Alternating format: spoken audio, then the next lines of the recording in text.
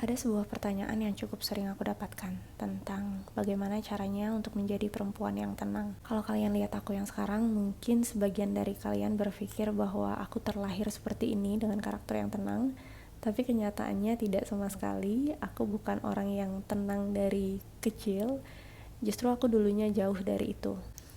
Aku pernah depresi bertahun-tahun, aku dulu punya banyak masalah emosional dan mental. Awal mula aku depresi itu saat SMA. Aku mungkin gak bisa ceritain detail semuanya karena cukup panjang, jadi mungkin bisa aku ceritakan di episode lainnya. Dan sebagai orang yang sempat mengidap depresi, sejak dulu aku hanya punya satu keinginan dalam hidup. Aku ingin damai, aku hanya ingin kedamaian. Tapi ironisnya, aku sendiri yang selalu berperang dengan diri sendiri. Ada yang salah di dalam sini. Ditambah lagi lingkunganku dulu yang tidak mendukung. Aku sempat dibully, aku sempat ada masalah juga di keluarga. Jadi sangat bertubi-tubi dan itu cukup berat untuk dipikul saat usiaku masih semuda itu. Sampai akhirnya aku memutuskan untuk berobat ke psikolog. Di sana aku belajar banyak tentang anger management, tentang konsep emotional regulation. Aku juga belajar tentang respon kita sebagai manusia. Kita punya fight, flight, and freeze response. Itu natural, bagian dari survival system kita. Nah, dulu aku selalu ada di mode fight. Aku selalu merasa terancam. Jadi aku selalu ingin melawan.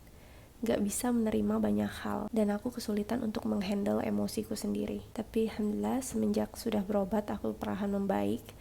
Dan aku mulai sadar bahwa gak semuanya itu harus dilawan. Bahwa gak semuanya bisa berjalan sesuai harapan kita dalam hidup ini. Kalau belajar teorinya ya cukup gampang ya, psikologku menjelaskan dan aku memahami. Tapi untuk prakteknya gak semudah itu juga, butuh proses. Kalau gak salah sekitar 1 tahun sampai aku dinyatakan sembuh. Dan beberapa tahun pertama di karirku, aku bekerja di sektor yang mengharuskanku bertemu dengan banyak orang, dengan sekian banyak karakter, dengan segala macam jenis emosi, dan aku diharuskan untuk tetap profesional. Jadi mau kita nggak salah, mau kita hanya menjalani prosedur, ketika kita disalahkan atau dibentak-bentak bahkan dicaci maki oleh nasabah atau oleh customer, kita harus tetap tenang. Pernah dulu aku dimarahin bapak-bapak, beliau teriak-teriak sampai mau ngebalikin meja dan aku hampir disiram pakai air, tapi aku bisa tetap tenang, bahkan masih bisa senyum saat itu. Ala bisa karena biasa ya, saking udah biasanya menghadapi karakter seperti itu, aku jadi gak ke-trigger lagi mau menghadapi orang semarah apapun, aku bisa tenang.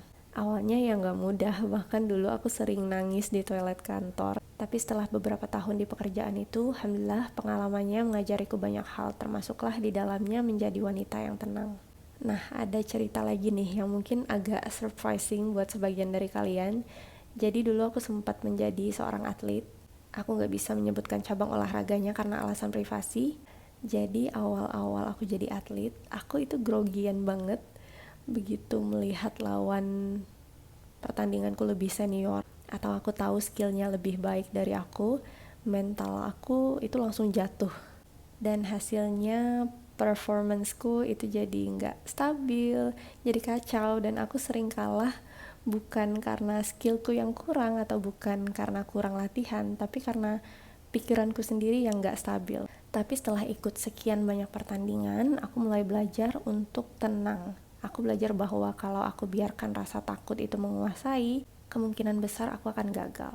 Dan hasilnya luar biasa, lambat laun aku bisa jadi sangat-sangat tenang. Ketenangan itu sangat terlihat di pertandingan. Jadi yang dulunya aku selalu panik ketika melihat lawan mainku lebih baik, skillnya lebih bagus, atau lebih senior, lambat laun aku bisa jadi seenggak peduli itu sama lawan. Fokusku hanya pada diriku, giliranku, dan apa yang ada di depanku. Mau lawanku siapa, sebagus apa, urusanku hanya aku dan giliranku. Dan apa yang bisa aku lakukan. Sampai-sampai aku bisa merasa seakan lawanku itu gak ada.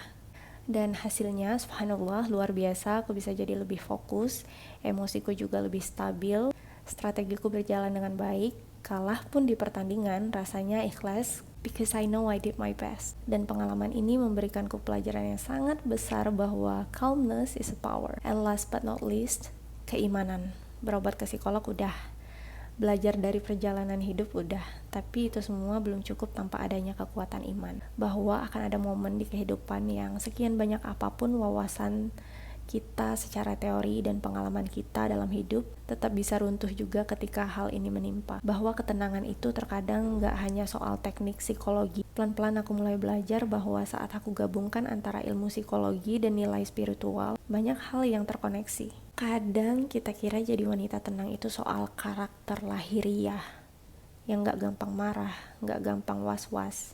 Tapi bagaimana jika ketenangan itu adalah soal seberapa dekat hati kita dengan Allah?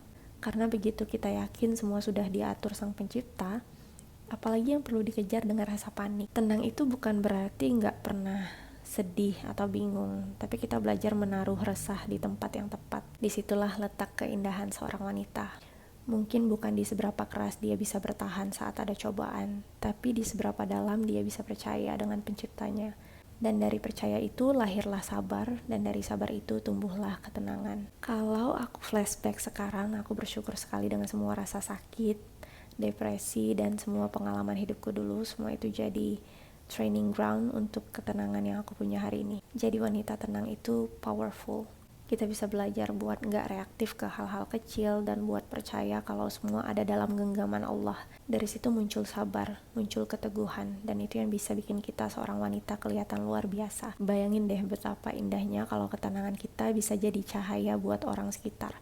Orang lain merasa nyaman di dekat kita. Anak-anak kita bisa merasakan kelembutan kasih sayang kita. Suami, teman, dan keluarga bisa merasakan energi positif kita. Jadi wanita tenang itu bukan cuma tentang diri kita sendiri, tapi tentang bagaimana kita bisa jadi sumber kekuatan untuk orang lain juga. So, teman-teman, kalau kalian sekarang lagi berjuang untuk menjadi wanita yang tenang, aku berdoa semoga kamu diberi kekuatan untuk menghadapi setiap prosesnya. Semoga setiap kamu marah dan air matamu akan membuahkan pelajaran. Becoming calm is a journey. And it's possible.